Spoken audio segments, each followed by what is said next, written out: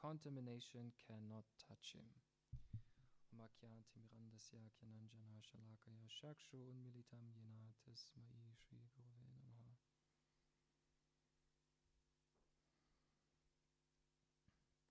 Okay, so that's a very beautiful verse. And the verse before that speaks about the 4 types of people, individuals that would approach God. And I thought we definitely can discuss that. We can also discuss this point of the Lord protecting us. And here it's said that one who is situated in pure knowledge of transcendence, that person is feeling the protection, perceiving the protection of the Lord, and is really free from material contamination. And then I thought, because this other point that is mentioned here is about association, we're also going to speak about association, how to take good association, how to recognize it. And I'm going to share some pastimes from Srimad Bhagavatam and also from a dear friend of mine who was living as a monk in the Bhaktivedanta manner and recently passed away. Some very exemplary life he lived. So there are 4 people approaching God. So one is the distressed one is looking for material gain. That is usually more common in India. Usually it's more common in like especially here in Germany, for example. I don't know hardly anyone who thinks about worshiping God when they want to have their material desires fulfilled. But in India it's more common, and in other more pious countries as well. Then we have the inquisitive. It could be a person looking for spiritual knowledge, just trying to understand how does this world function, who am I, people who just ask themselves those questions. And then someone who's looking for the absolute, for the truth, who is really wanting to look for transcendence, what is beyond material matter. And I don't know which category you belong. If you think back about when you joined, what was your situation? Maybe we can ask, who was distressed and became a devotee because, you were somehow suffering or you had a hard time? Okay, it's me as well, yeah. Okay. Who wanted to fulfill their desires they had? Like any kind of desires, maybe for money, for a job, for whatever. Anyone here? Okay. Where are you from? You're from Croatia. So you're from Croatia and you started worshiping God to fulfill your desires. That's very interesting. It's very rare. And it's very good because someone on that state, they already have faith in God. So they already approach God and they know that God can fulfill my desires, which is the truth. If there's anyone that can fulfill our desires, it's actually God.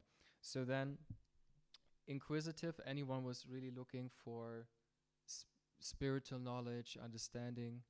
Okay, also some, very good. Sometimes it can also be a mix of both, like usually, often we need a little bit of suffering to really take it seriously. And anyone really looking for God, like, okay, 1 person, 2, 3. But you see it's already a little less, so it's more rare. Now, what's very interesting here, you can look at this from different perspectives. And when Prabhupada speaks about it in the previous verse, he ultimately comes to the conclusion that one who's looking for the absolute means a person already established in self-realization.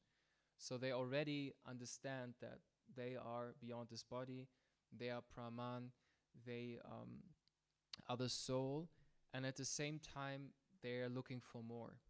So it's very rare, it could be, for example, someone worshipping Brahman, and then he becomes to understand, okay, God is also in my heart, it's the Paramatma, I can worship God there. And then he becomes to understand that there is, God in a personal form that I can serve. So these are basically the 4 stages or 4 ways of how people approach God. Now, very important here, a point that comes up again and again in this purport is like full knowledge, knowledge of transcendence, knowledge of devotional service. So sometimes the tendency for us could be that we come to a spiritual movement with a material mindset. So material mindset just means we try to understand spiritual life and we see spiritual life, and we also try to understand who is advanced and who is not with our material mind and conception.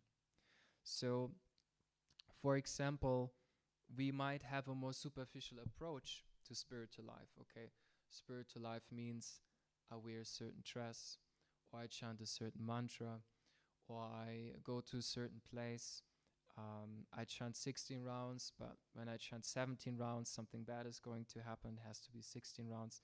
So we might have a more superficial understanding. We don't fully, deeply understand. We struggle to differentiate between the universal aspect of this knowledge and the maybe institutional or religious aspect of that knowledge. And when we engage in spiritual life by not deeply understanding spiritual knowledge, by not deeply understanding Shastra, then the results will be very minimal. So then we might end up even being in a temple, being a lot engaged in service, but we never really experience something deeper. Like we never really access transcendence so much. We never access the transcendental realm. We don't so much experience Krishna magic. We might hear about it because we don't really fully understand how the process really works, how we can really go deeper in Krishna consciousness. And therefore, an important point that is made here is this point of we engage in service but in full knowledge. So if you put that together, that means we engage in service, but most important is our consciousness. So let's say, for example, we have kirtan, and we invite one of the best singers that we have on the planet right now. It's not a devotee. We invite that person to sing a bhajan. Probably if they understand a little bit about it, they will do a kirtan that sounds like amazing. Like it sounds very beautiful. They're hitting all the notes. They sing a very beautiful melody. But yet, that doesn't mean that what they're doing is necessarily very, very deep and purifying for everyone involved in it. Whereas a person could come and could sing a very simple tune, we could even say maybe boring, seems like boring, it's always the same thing. It could be highly spiritual and very deep. So it's the consciousness that matters. If I sit down and I do kirtan or I do any service and I think about all kinds of nonsense, then actually what happens, this is one sannyasi explained this, your material desires actually increase. Your mind gets more confused. I don't know if you've ever noticed when you chant, do meditation and you contemplate material things. One of the things that will happen is, first of all, some of those material desires will be fulfilled, because when you chant this Hare Krishna mantra, you're directly in association of God, if you want to. So if you think about material things, then that's what Krishna understands is what you want. Because the mantra is, I want to connect to you, I want to engage in your service, I want to love you. And then if we think about material things all the time, then, Krishna wants to reciprocate with us. Because we do service, we chant, he wants to reciprocate. So therefore, the consciousness is really what matters when we engage in any activity. And consciousness is very much determined by the intention. So we're not going to be pure right away when we come to this movement. We will not have constantly pure desires, for sure not. But do we have really the intention to know God? Do we really have the intention to purify ourselves? Do we really want to understand who we are? Or are we trying to get a certain status, a certain position? Do we want to get recognized? Do we want to be externally amazing? Do we want to do big things for our own ego, or do we really want to do something for Krishna? So that intention makes so much of a difference in our spiritual life, and especially over time. So a person comes to the temple and they engage in Krishna consciousness and devotional service for 1 year, and another person joins. So both come at the same time, but you suddenly notice one of them is kind of like taking a little bit off because they're constantly happy, they're peaceful, they're nicely engaged, and the other person might really have a hard time really getting this, like experiencing Krishna consciousness. Of course, many of us have practiced this in previous lifetimes before, but at the same time, one difference that could be is this intention that we are setting when we engage in Krishna consciousness. Do I really want to please Krishna, and do I really pray to Krishna to please empower me?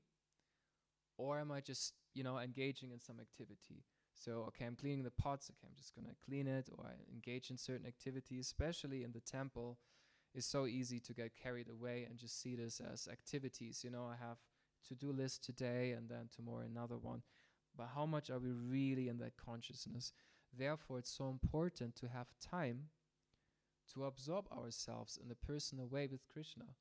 That could be Shastra, that could be hearing, that could be chanting, that could be standing in front of the altar and talking to Narasimhadev in a prayerful mood.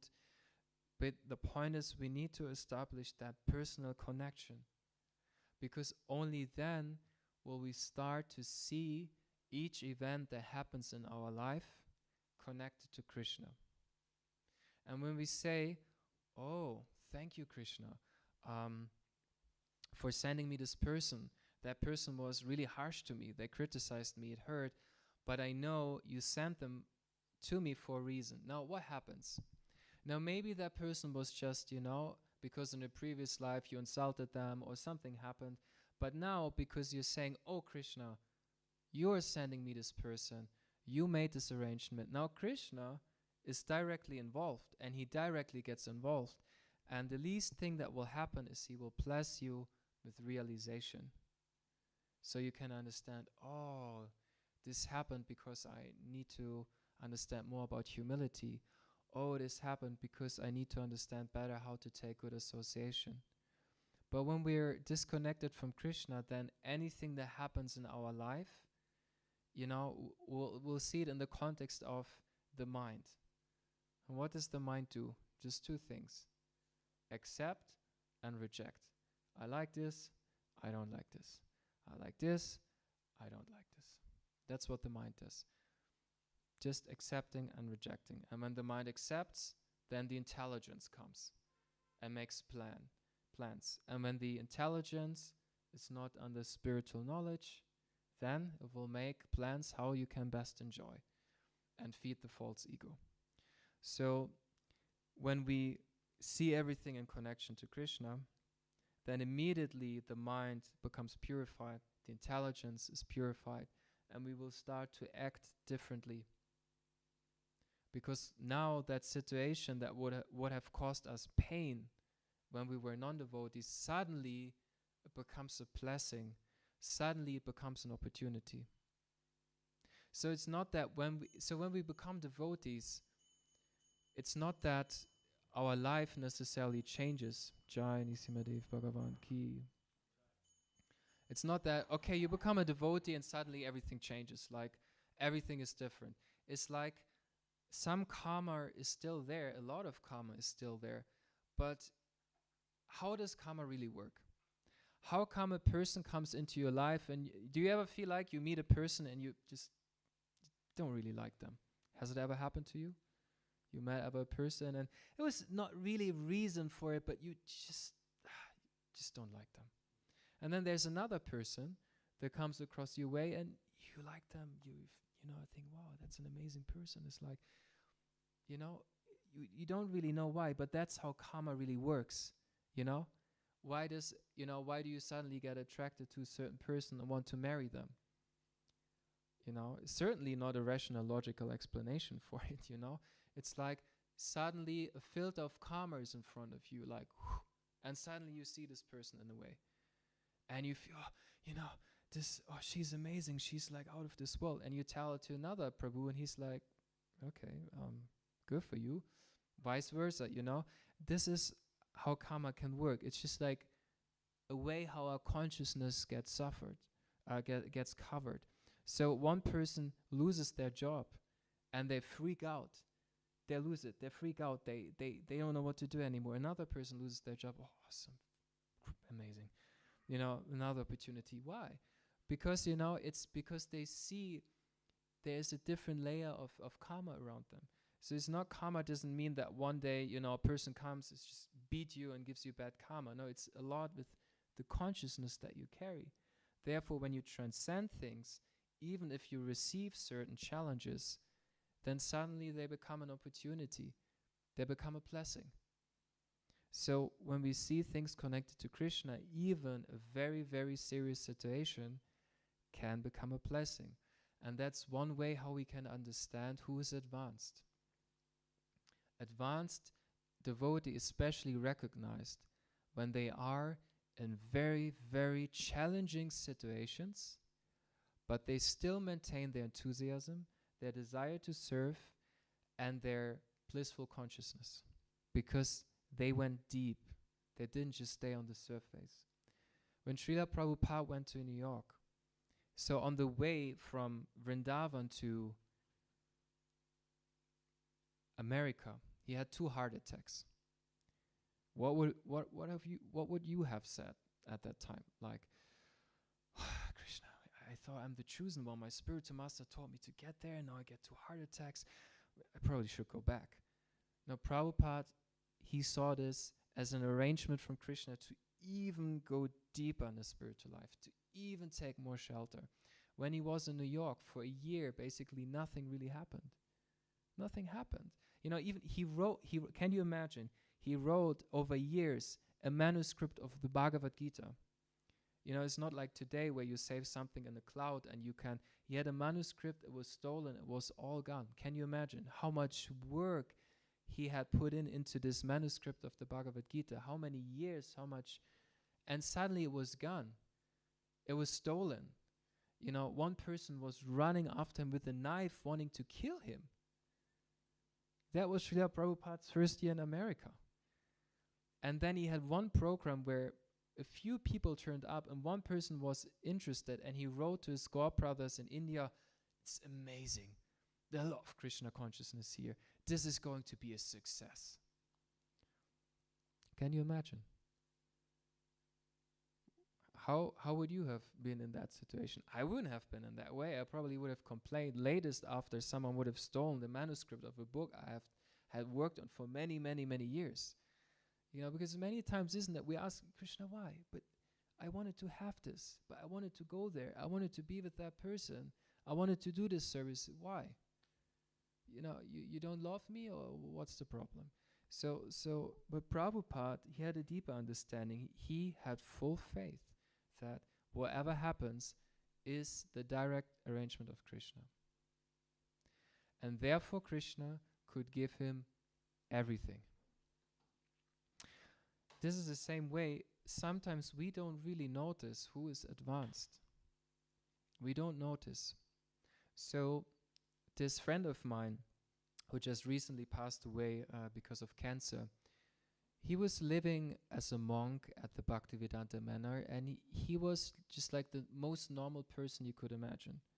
There were special things about him, but it's not like, he was getting up at 2 o'clock in the morning, chanting every day 64 rounds and serving and sleeping only for half an hour. And, he was like, sometimes he might have slept in, he didn't turn up for Mangala Arti, but he always had this amazing enthusiasm.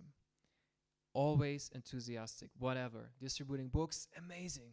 Can you wash the pots? Oh yeah, amazing, I can do it. Whatever you asked him, he was full of enthusiasm, like genuine, real enthusiasm, like always. Always, each and every time. When he saw you, he was like, hey, so nice to see you. Even if you just didn't see each other for 2 days, like every single time. He never had a bad day. But still, our ashram leader, was kind of like trying to educate him to become a real sadhu, because our ashram leader, he is really a sadhu. He looks like they just took him out of Vrindavan. Like he's like a sadhu prototype. I mean, it's like he's gonna take sannyas soon. So in this, Jankinath, he was running around with this baseball cap, as a monk in saffron. He was wearing like a fancy coat. So, so he gets sometimes in trouble. You're a sadhu, you're a brahmachari, you're supposed to be like this and like that. So, and he was always cracking jokes. He was doing like magic card tricks. So, and you were kind of like, as brahmacharis, you are in a little bit also sometimes in your own world. It's like, I'm a sadhu, I'm a brahmachari, it's like, and he was doing magic tricks, with others, So sometimes we would be like, yeah, Jankinath, So we would make, sometimes we wouldn't take it so seriously. And then the day came when he got cancer. And he got very serious cancer. And that was 4 years ago. And then the glories of Jankinath became revealed. Because what happened when he became cancer is quite amazing. And it was serious cancer. He had to take 20 to 30 pills every day. He had to do chemotherapy.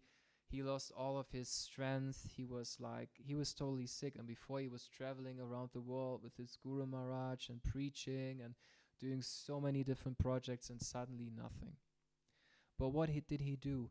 He turned this in such an opportunity that he started to go even deeper. He was so blissful and so much radiating spiritual consciousness that he invited all the doctors, the nurses, they all came to the temple and heard about Krishna consciousness and started chanting. The other cancer patients started to come and started to chant because they could see that this is the real deal. This person might leave their body soon, but yet they are blissful and enthusiastic and, preaching and engaging in devotional service. At some point it looked that it was getting better for him, and then he even gave a TED talk about it. So if you want to look it up, he's called Jankinath, and if you write TED talk on YouTube, it will come up, where he speaks about his cancer. So before that happened, still everyone knew he's like somewhat special, because he was always glowing, always enthusiastic, always joking around, always kind, like always kind. He was never like grumpy. He was never criticizing anyone. He was always kind. And even when his family spoke about him at his funeral, even they would confirm that. But then when things got worse for him, still at that time, all he was thinking about is how to serve others, how to, become a better devotee, how to go deeper. And that's when his glories became revealed. That's when everyone realized how advanced he is. So when we are challenged in our life, that's when we can understand where we are at. When we have a simple life and we have to do some kirtan here and there, and we have a schedule and everything is fine. Still, it's good, we want to go deeper, but when we're really challenged, that's when the truth will come out. How deep have we really gone in our Krishna consciousness? And Srila Prabhupada, and so many other amazing spiritual personalities, they go to this stress also to teach us how to take shelter of the Lord. What is Bhagavatam? Queen Kunti, like constantly in distress, like people suffering, like Bharat Maharaj. He was an emperor of the entire world. The entire globe was God conscious. Can you imagine that? And he was the emperor.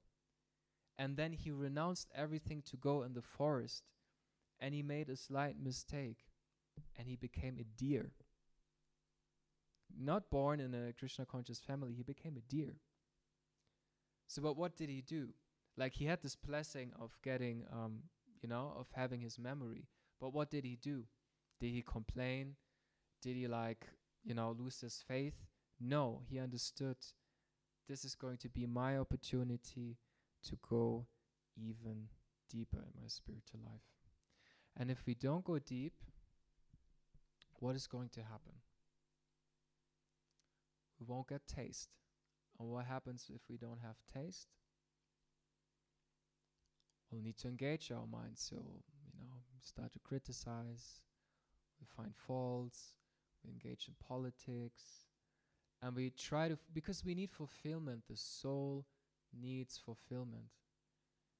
That's the nature of the soul. Imagine, the nature of the soul is to be constantly in ecstasy, to constantly fade and cry tears of ecstasy. So it's quite depressing when you're here in this world, because the soul longs for that fulfillment. But we can't really get it. So, but we need to get it from somewhere. So if we don't get it from our spiritual life, then we will need to get it from material life. And therefore it's so important to associate with people who are very spiritually inclined and very deep. And there are two types of association. There's Vani and there's Vapu. Vapu means people that we are directly connected to, that physical association, we are directly next to them. But then there's Vani, that is the sound vibration. Like Bhaktivinoda Thakur says, Vaishnavas, they don't die, they live still in sound. So therefore it's our responsibility to create a setting for us where we are in touch with higher consciousness. Either because we are the temple, we hear lectures, we are in touch with the spiritual knowledge, we contemplate it. This is another thing. If we don't contemplate spiritual knowledge and make it our own, that means it hasn't gone deep. So we can just, I'm not the body, I'm the soul. Okay. So, and now can you go out in Gamsha in the winter and just not be affected? No, not really, right? It's a little difficult. So, because we haven't really realized that we don't, what means realization? Realization is like this experience, this deep understanding. Like we have experienced it. I have experienced I'm the soul. Like I know I'm the soul.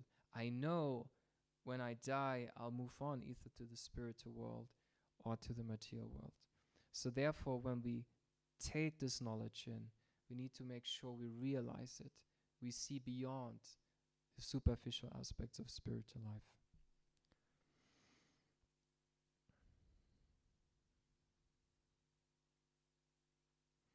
And therefore, what is really, really important is that we keep a conversation with God every day. Whatever our situation is, even if we're angry with Krishna, we can direct our anger towards Krishna because it will become purified. The worst thing is if we shut our connection to Krishna. We stop that conversation, that prayerful mood with God. Because this is the other very important point that people sometimes miss. Why is it that sometimes we feel, do you ever feel that Krishna has not answered your prayers? Anyone ever felt like that? Huh? So it is like, I certainly felt like that. Because what we have to understand is Krishna operates in the transcendental realm. And we can decide where we want to be. Because sometimes when we pray, what we do is, we ask our Father for help, but then we turn off our phone, we walk away, we make sure we're not going to see them, we make sure we're not going to hear from them, and then we complain why our father or mother doesn't come for help. Because if we want to really see Krishna answering prayers, then we need to connect to the transcendental realm, because that's Krishna's realm. This material realm is for us, for our free will, so we can be separate from him. He made this for us because we didn't want to be with him anymore. So he's like, okay, fine, here's your little playground. You can start as Brahma, see how it works out for you. For all of us, apparently it didn't work out too well, right? We came quite down. So when we have that trust and then we pray, as soon as we pray, we need to observe what happens around us. Because it's not going to happen that suddenly a light comes from the sky and Krishna comes down and gives you the answer to your prayer. Hopefully someday when you're very advanced, but mostly Krishna speaks through other devotees. Krishna speaks to Shastra. Krishna speaks through so many channels, but we need to be connected. When we ask our Father for help, we need to make sure we associate with our Father to receive the help. Because if we turn our back, how is He going to help us? And also sometimes we pray for something that is not going to be good for us because we have a very limited vision. But I wanted to go to this temple. I wanted to go. Why is it not possible? I applied for the visa, and why is it not happening? I wanted to do this service. Krishna, you just don't understand me. It's like, this is not really working. No, because if you would have gone there, you would have gotten maybe sick, or you would have met this person, and that would have distracted you from your devotional service. But we don't see that. We don't see that far. So as soon as we say we trust, we have faith, then Krishna becomes involved. But as soon as we turn ourselves away, as soon as we kind of see things that are happening in our life separate from Krishna, that's when we turn our back. That's when Krishna is not involved anymore. So sometimes it's very difficult because, things are not easy. Just my friend Jankina, he got cancer. There are other people in this movement who got cancer, like Bhakti Tirtha Maharaj. But so from a material point of view, like, no one can ever understand this. Like, you worship God and He gives you cancer, But from a spiritual point of view, that caused, Jankina to go so deep. Bhakti Tirtha Maharaj, people praise him still today. So ultimately, Krishna really loves us and He wants us to be happy. That is a fact. That is something we really need to understand. Krishna wants us to be happy. Even materially, He wants us to be somewhat satisfied. He doesn't want us to just suffer and suffer and suffer so we're beaten around all day. No. He wants us to be happy. But if He watches us for millions and millions of lifetimes, literally, He's always there and He sees how we are messing it up, lifetime after lifetime after lifetime, then maybe at some point He's like, okay, come on, mate, I'm just going to keep this away from you now this time. I'm not going to give you so much money in these lifetimes because in the other 10 million lifetimes it didn't work out too well for you. You became very attached and you became very proud, and this time I'm going to, get it away. And then, why am I so poor? No, it's actually good for you. It's actually going to make you happy. And when we see it, what is a sign of God consciousness? It's gratitude. We can understand how advanced we are by understanding how grateful we are. So we're constantly in a state of I need. That means we're not really in touch with reality. I need is passion. Future doesn't exist. Past doesn't exist. It's not real. It's not there. It's over. The present moment, that is real. That's when, imagine, most of the suffering you have, if not all, comes from your mind. If your mind is quiet, where's suffering then? If your mind is peaceful.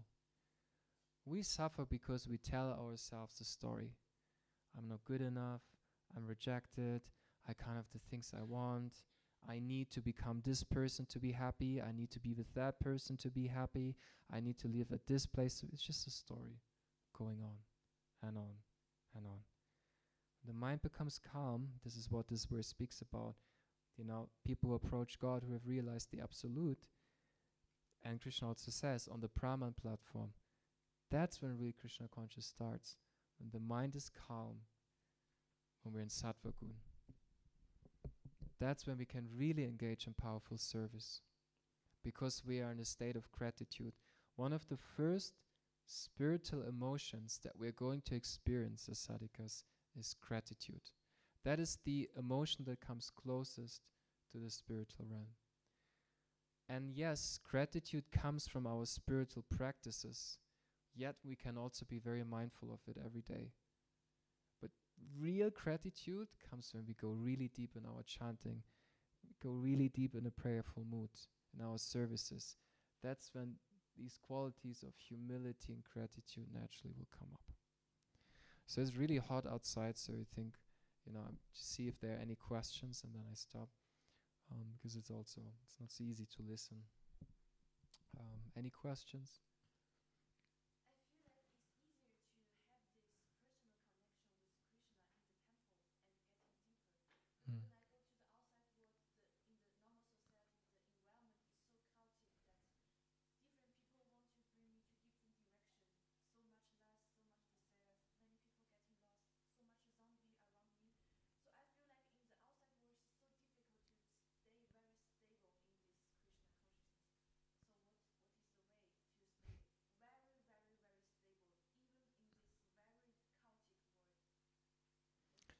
Well, it's always good to spend some time in the temple to set a foundation. I mean, otherwise it's certainly very difficult. Therefore, it's mentioned here, association. So you can live outside, but then it's good to associate with spiritual people. Why? Because in a temple, even in a temple, you can actually decide to enter the transcendental realm, or the sattva realm, or the raja realm. Raja means the passionate realm of desires, or even tama, illusion, depression, anger. We can decide. So even here in the temple, it's our conscious choice where we want to be. Are we really in the temple, or you can be in the temple and be somewhere else. So therefore it's important to be connected to the transcendental realm. So it's good to spend some time in the temple, but not in a way that you believe that that's your solution, just to be in the temple, that's it.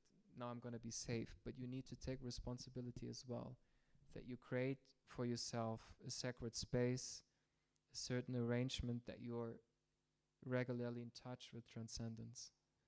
And then over time, the influence will become less, but it takes time. Like that. Okay. Is there any other question? Yeah? Yeah. Hmm?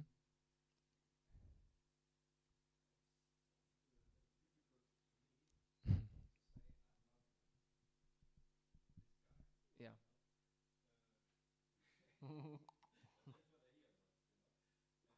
Yeah.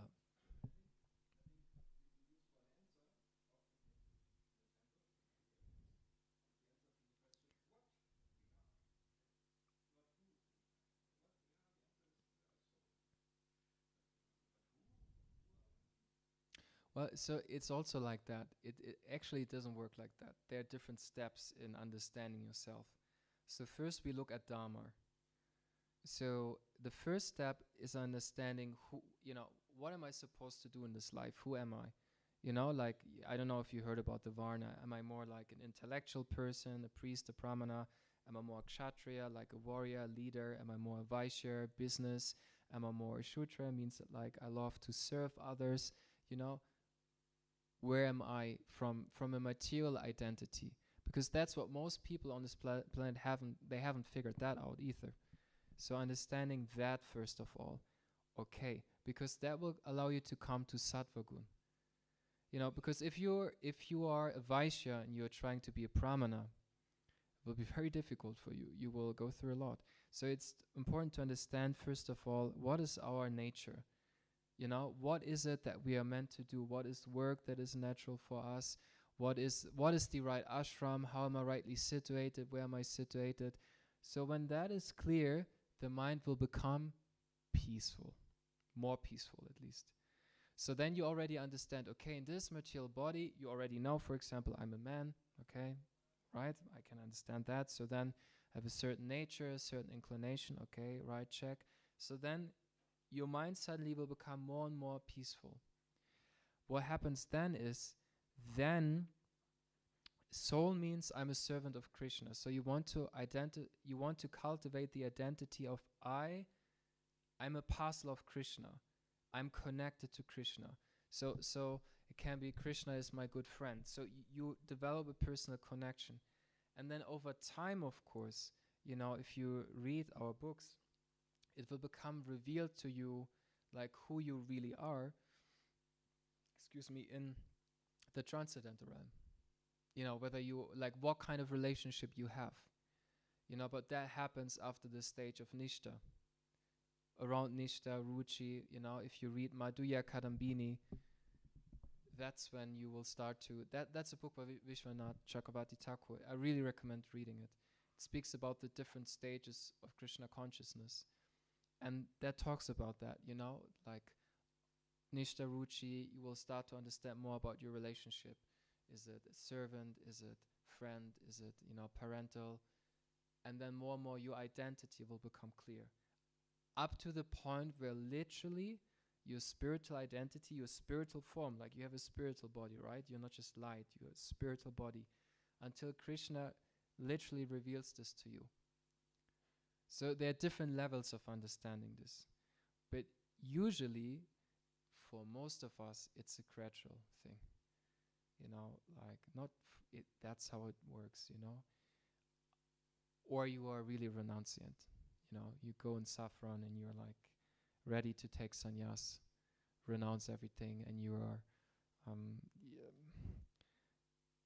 on that stage already. You're already on sattva gun. Yeah. So was it too much, too complicated, or okay? Okay. Any other question? It's called Madhurya Kadambini.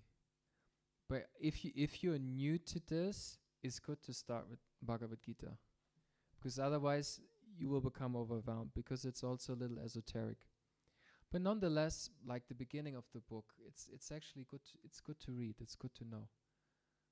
It's important to understand what we're doing here. He literally describes, at this stage in your life, you will experience this. If you advance further, you will experience that.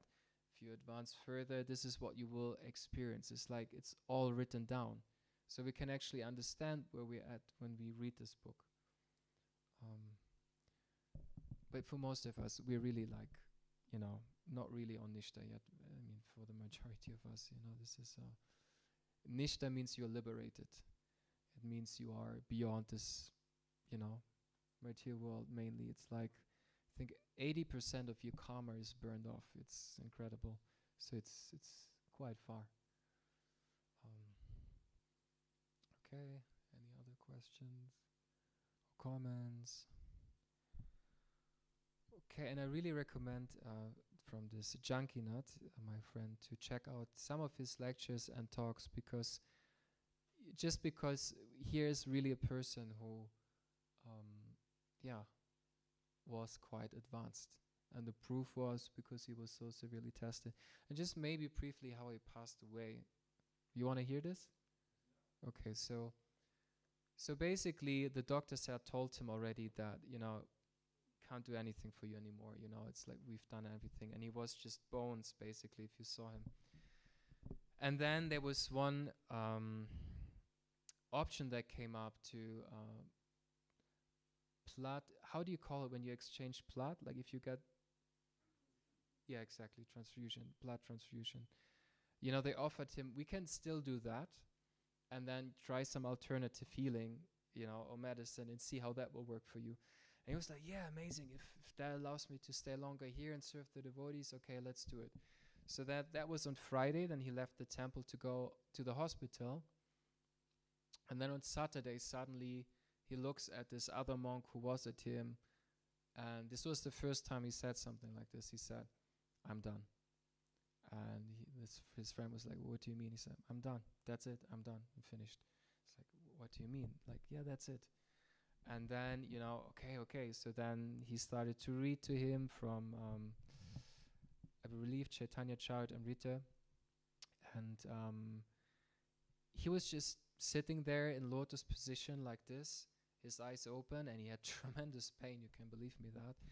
And he was just hearing hearing the pastimes of the Lord, and then, you know, slowly he got weaker and weaker, and he was laying down on the bed, and his breathing became slower and slower.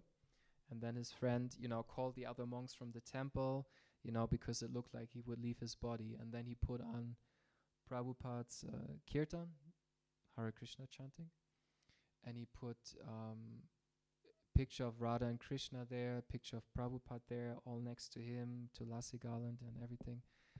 And then at one point, he opened his eyes widely like that, and he started to smile, and he left his body, hearing the holy name and in the association of devotees. So it's quite amazing. And he was till the last moment still talking to devotees, preaching. And you can see when he's talking, you know, there are recordings of him, because he's so much pain, he was struggling to remain still. But still, you could see in his eyes this higher taste. His eyes were shining. You know, because the test will come to all of us, you know, if it's not already happening to you. And the only thing that is really in our control is our consciousness. Everything else is out of our control, yeah?